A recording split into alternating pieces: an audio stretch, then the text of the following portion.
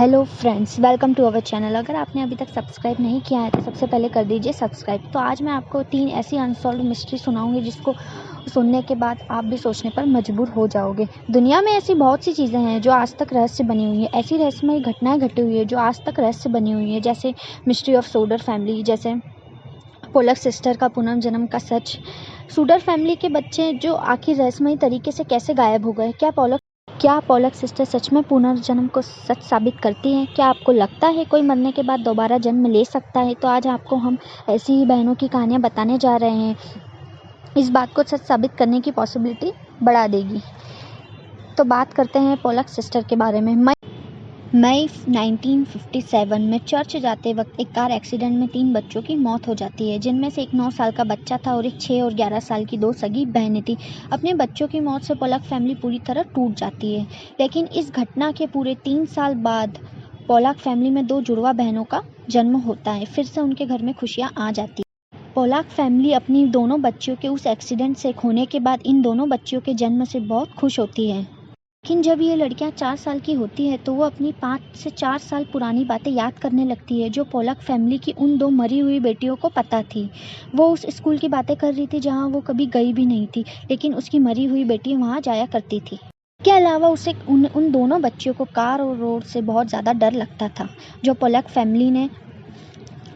Family ने अपनी मरी हुई बेटियों के खिलौने बताए और उन्हें दिए तो वो उन खिलौनों से वैसे ही खेल रही थी जैसे उनकी मरी हुई बेटियां खेला करती थी। और यहाँ तक ये शक यकीन में तब बदला जब उनकी एक बेटी ने अपनी दूसरी बहन को गोद में सर रखा और बोली कि देखो, तुम्हारी आंख से खून आ रहा है और यहीं तुम्हारा कार से एक्सीडेंट हुआ है। इसके बाद पोलक फैमिली का भरोसा हो जाता है कि यह उनकी वही मरी हुई बेटियां हैं जिनका पुनर्जन्म हुआ है।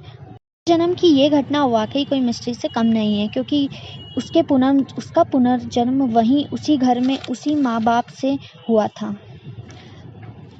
सो बात करते हैं सेकेंड मिस्ट्री की, सूडर चिल्ड्रन। आखिर कहाँ गए वो बच्चे? रहस्यमयी तरीके से वो कहाँ गायब हो गए? सूडर फैमिली की मिस्ट्री 1945 में क्रिसमस की पहले की एक रात से शुरू हुई थी। सूडर फैमिली यूनाइटेड स्टेट्स की वेस्ट वर्जीनिया के छोटे से टाउन फैटी वैली में रहती थी। इस फैमिली में जॉर्ज और जेनी सूडर अपने 10 बच्चों के साथ रहते थे। सूडर फैमिली को घर में आग लगने का एहसास हुआ तो वो अपने बच्चों को लेकर और अपनी जान बचाने के लिए बाहर भागे। जॉर्ज ने बाहर देखा कि उनके 5 बच्चे अभी भी बाहर नहीं आए हुए हैं। एक तरफ घर को पूरी तरह से आग ने लपेट लिया था। जॉर्ज ने बच्चों को बचाने के लिए सीढ़ी ढूंढी, लेकिन उस वक्त सीढ़ी गायब थी और उन्हें वो नहीं मिली। जॉर्ज ने सोचा कि अपने ट्रक को वहां खड़ा कर ऊपर सीढ़ी से चढ़कर अपने बच्चों को खिड़की में से बचा लूं, लेकिन उस वक्त उनका एक भी ट्रक स्टार्ट नहीं हुआ। और जब जॉर्ज ने आग को बुझाने के लिए पानी ढूंढा तो सारा पानी उन्हें बर्फ में जमा हुआ मिला।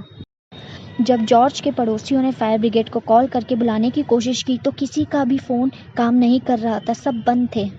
आखिरकार घर ऐसे ही सुबह तक चलता रहा। 25 दिसंबर की सुबह जब पुलिस सूडर फैमिली के घर पहुंची तो वहां जॉर्ज के 5 बच्चों की बॉडी न उनकी लाश, कुछ नहीं मिला उन्हें। पुलिस ने इन्वेस्टिगेशन में पाया कि उस एरिया की सभी फोन लाइन उस दिन कटी हुई थी और बच्चों की मां से पूछताछ पर पता चला कि ठीक एक रात पहले, आग लगने से पहले 1 घंटे पहले किसी ने उनके घर पर फ़ोन किया था, लेकिन जेनी ने उस वक्त उन सब चीज़ों पर ध्यान नहीं दिया था।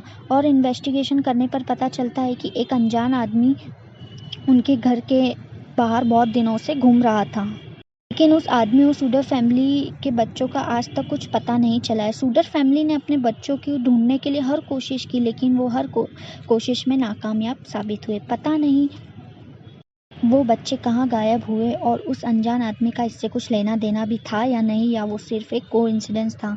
ये सब आज तक एक मिस्ट्री बना हुआ है।